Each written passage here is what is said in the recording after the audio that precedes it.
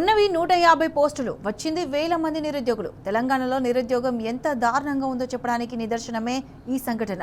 హైదరాబాద్లో 150 డ్రైవర్ ఉద్యోగాల కోసం నిరుద్యోగులు పోటెత్తారు. సరూర్ నగర్ స్టేడియానికి భారీ సంఖ్యలో తరలివచ్చారు. ఈవెంట్స్లో పాల్గొనడానికి అంచనాలకు మించి నిరుద్యోగులు హాజరయ్యారు.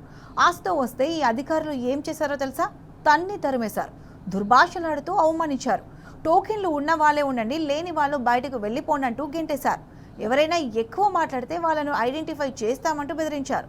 ఉద్యోగం వస్తుందని గంపెడాసతో వచ్చిన నిరుద్యోగులతో అధికారులు బిహేవ్ చేసేది ఇలాగేనా? నిరుద్యోగుల విషయంలో రేవంత్ సర్కార్ తీరు ఇలా ఉందో చెప్పడానికి ఇంతకంటే ఎగ్జాంపుల్ ఏం కావాలి?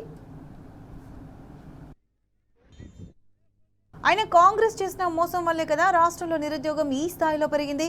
ఏడాదికి 2 లక్షల జాబులు ఇస్తామని ఎగనామం పెట్టడం వల్లేగా నిరుద్యోగులు పొట్ట చేత పట్టుకుని వచ్చారు.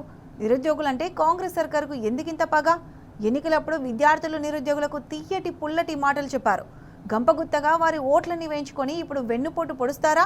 ఉద్యోగాల కోసం ఆశపడి నిరుద్యోగులు రోడ్డు మీదకొస్తే వారిని అణచివేస్తారా?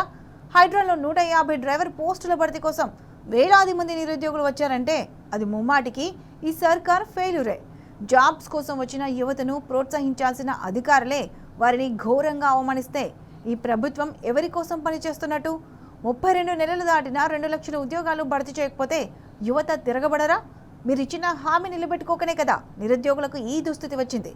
కాంగ్రెస్ సర్కార్ 2 లక్షల ఉద్యోగాలు భర్తీ చేసి ఉంటే 150 డ్రైవర్ పోస్టుల కోసం వేలాది మంది క్యూలో నిలబడాల్సిన దుస్థితి దాపురించేదా? అందుకే ఈ బోగస్ మాటల సర్కార్పై యువత నిరుద్యోగులు నిప్పులు చెరుగుతున్నారు.